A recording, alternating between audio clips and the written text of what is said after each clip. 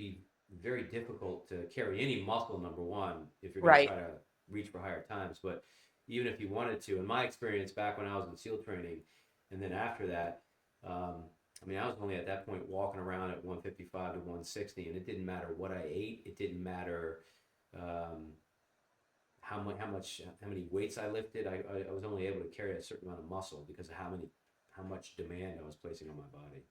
Absolutely. Yeah. And most athletes, definitely in their postseason or in their preseason, we do recomposition all the time. So Mm. recomposition meaning we modify their muscle mass, whether it's increasing it or, decreasing their fat mass, or a combination of both. So recomposition is really common. And our everyday, men and women, they also want body recomposition as well.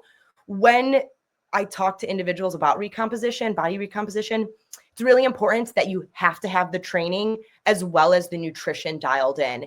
Nutrition is super important, and we will modify your macros, your protein, carb, and fat intake as needed. But if you don't have the appropriate training to get to that recomposition, it's going to be really hard to do.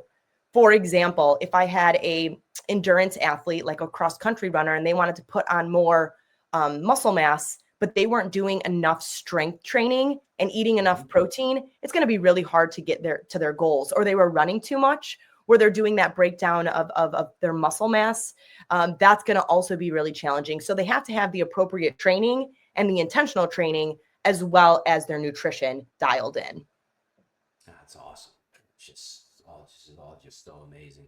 It is. It's so So fun.